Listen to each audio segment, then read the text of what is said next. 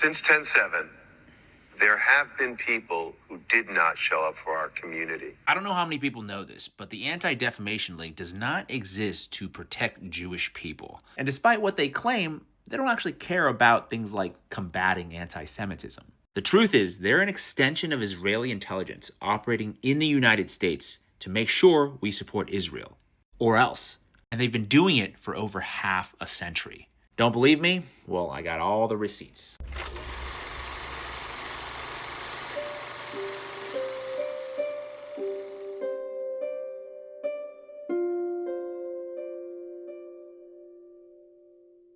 I've always thought the Anti-Defamation League should just drop the anti and just call them what they are. It's a defamation league. I recently sat down with James Banford, a longtime investigative journalist and author who has written extensively about the National Security Agency and other intelligence organizations to uncover the disturbing ways in which the ADL has aligned themselves not to civil rights or the protection of Jewish people, but rather to state and other establishment powers. For J. Parnell Thomas's Un-American Activities Committee comes Lachlan Curry, aide to President Roosevelt. In the 1940s and 50s, the ADL collaborated with the House of Un-American Activities and the FBI to secretly monitor and report on individuals and organizations suspected of communist sympathies or activities. The ADL's monitoring of American citizens continued even after the McCarthy period, including surveillance on key figures of the Black Freedom Movement, including Dr. Martin Luther King Jr. And unbeknownst to most Americans, even today, these kinds of hostile clandestine operations against Americans would continue in the coming years and decades as the ADL's focus on intelligence gathering and propaganda intensified, except this time on behalf of a certain foreign nation. First elected Assembly of Israel opens in Jerusalem. The ADL's coordination with the State of Israel has been documented as early as 1961 per an internal ADL document. Quote, "Our information, in addition to being essential for our own operations, has been of great value and service to both the United States State Department and the Israeli government."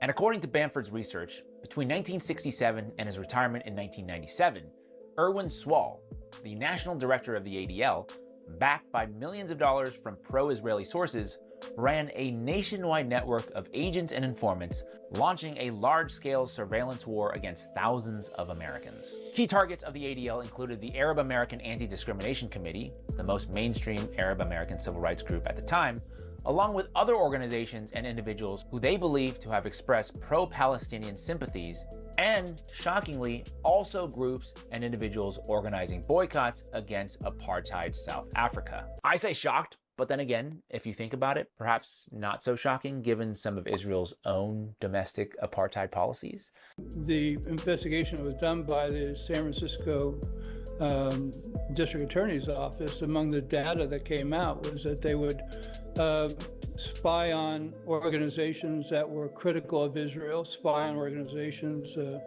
that were critical of South Africa, and they would pass that information on to Israel, and they passed the information on to South Africa. This was apartheid South Africa. According to a declassified FBI document, one prominent investigator working on behalf of the ADL was Ray Bullock, a San Franciscan with the codename Cal, who posed as a small-time art dealer in the Castro district. Working clandestinely with Bullock was Thomas Gerard, a detective with the San Francisco Police Department's intelligence unit and a 3-year veteran of the CIA. Bamford wrote that, quote, Gerard would illegally supply Bullock with confidential data from the police and FBI computer files about Americans, many of them pro-Palestinian activists that were targets of the ADL. His reports were then submitted to the ADL's executive director in San Francisco, Richard Hershot. Court documents ultimately exposed that Bullock and/or Hershot admitted that the ADL or its agents gave information to the government of Israel and sold information to the government of South Africa, including information secretly collected from Jewish peace groups. Is that anti-Semitic? America and Israel are rock solid together. The vast majority of us stand with Israel. With America's support, Israel will do what it needs to. Israel. Israel. Israel. It begins and ends in Israel.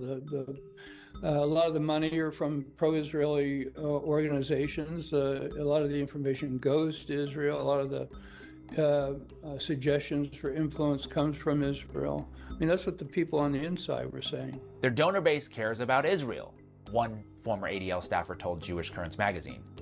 A former ADL lawyer also said, these donors have a huge amount of influence in some ways that are kind of bizarre.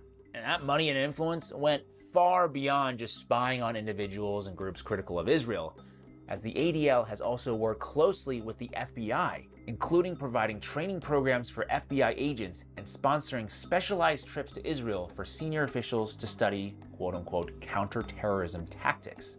Our job is to build and foster long-term relationships. And the Israelis do an unbelievable amount in the realm of counterterrorism for us. The ADL also conducts training programs for police officers, prosecutors, and judges. And to date, the ADL has trained over 150,000 law enforcement professionals in the United States.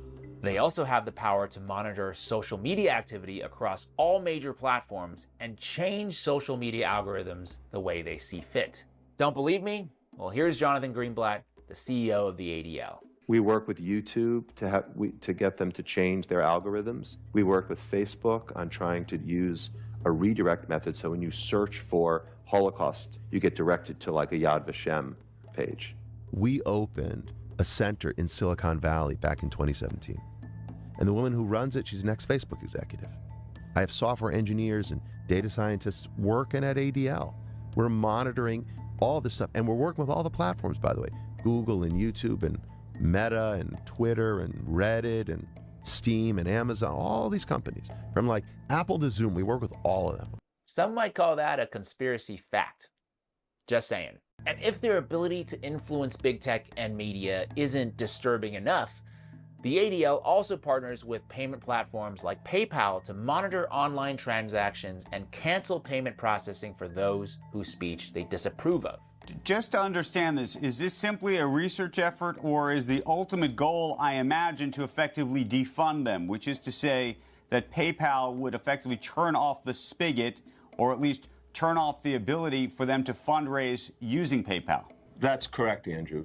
I've never seen any other organization come anywhere close to the ADL in terms of its secretiveness, its connections to foreign governments and passing on information to the foreign government, and the money that it receives, the amount of attention it receives on television constantly. Jonathan Greenblatt is constantly on television. There's no other organization anywhere near that comes anywhere close to the ADL in terms of influence.